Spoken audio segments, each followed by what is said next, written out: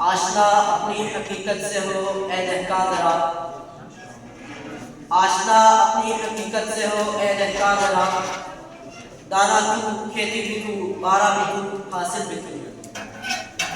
اب کس کی جستجو آوارہ رکھتی ہے تجھے، راہ تو رہنو بھی تو رہبر بھی تو منزل بھی تو۔ کانپتا ہے دل تیرا اندیشہ طوفان سے کیا،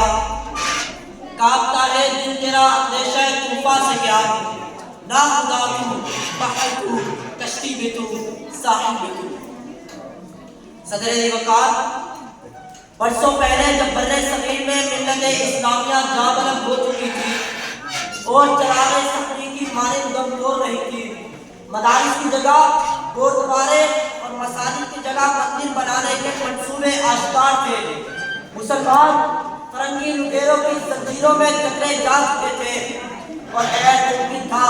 کہ ہندوستان میں بھی ہسپانیہ کی تاریخ دہرائی جاتی کہ ڈاکٹر علامہ محمد اقبال کی سودے جگر سے لبریز اذان سخن قابضہ مسلمانوں کو بیدار کرتے ہیں۔ علامہ اقبال کے خواب کی تعبیر حاصل کرنے کے لیے لاکھوں چاند ستاروں کی تقریریں بجائی گئی،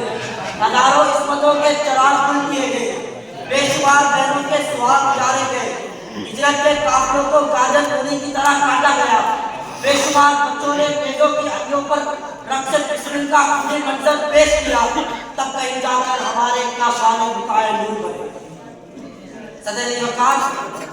لازوال قربانیوں کے بعد پاکستان حاصل کر لیا گیا، ہندوستان نے کشمیر میں فوجیں داخل کر دی، جنرل گریسی نے قائد اعظم کا حکم ماننے سے انکار کر دیا، قائد اعظم کا انتقال ہو گیا، لیاقت علی خان کو شہید کر دیا گیا، ملک کمزور ہو گیا، اقتدار کی دوڑ شروع ہو گئی، مفاد پرست ٹولے ملک پر مسلط ہو گئے، وطن کو دست ہوا، اتحاد پارا پارا ہوا، رشوت کا بازار گرم ہوا، انتہا پسندی کو فروغ ملا، عصبیت کی جڑیں مضبوط ہوئی، مساجد میں بم دھماکے ہونے لگے، دہشت گردی عروج پر پہنچی، ورلڈ بینک اور آئی ایم ایف کی غلامی رہی، بجلی اور گیس کم ہو گئی اور کارخانے بند ہو گئے۔ لیکن سب کے باوجود ہری ہے شاخ تمنا ابھی جلی تو نہیں، ہری ہے شاخ تمنا ابھی جلی تو نہیں، تبھی ہے آگ جگر کی مگر بجھی تو نہیں، جفا کی کیل سے گردن وفا شعاروں کی، کٹی ہے برسر میدا مگر جھکی تو نہیں۔ صدر وقار، مایوس ہونے کی بالکل ضرورت نہیں، تصویر کا ایک اور بھی ہے، اب دنیا کی ساتویں ایٹمی طاقت بنے، بہترین میزائل پروگرام حاصل کیا،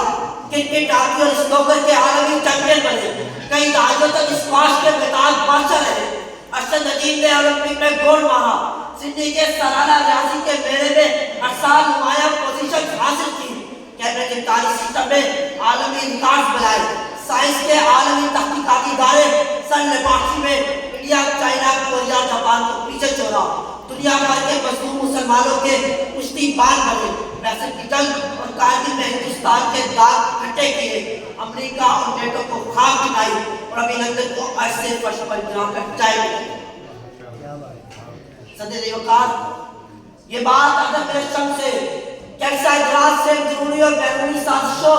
اور جنگوں کے باوجود پاکستان زمبابوے نہیں بنا، جہاں انڈر ریٹ تک لانے کے لیے بوریوں میں نوٹ بھیجانے پڑتے ہیں، تمام تر بدامنی کے باوجود پاکستان روانڈا جیسی بدحالی کا شکار نہیں ہوا، جہاں قبائلی علاقوں کی لڑائی میں 13 لاکھ افراد مارے گئے، امریکن CIA کی سراغ رسالیوں کے باوجود پاکستان عراق نہیں بنا، جہاں ہر علاقے کا الگ حکمران ہے، راہ کی مسلسل ریشہ دوادیوں اور دہشت گردی کے باوجود پاکستان اپنی مضبوط بنیادوں پر کھڑا ہے۔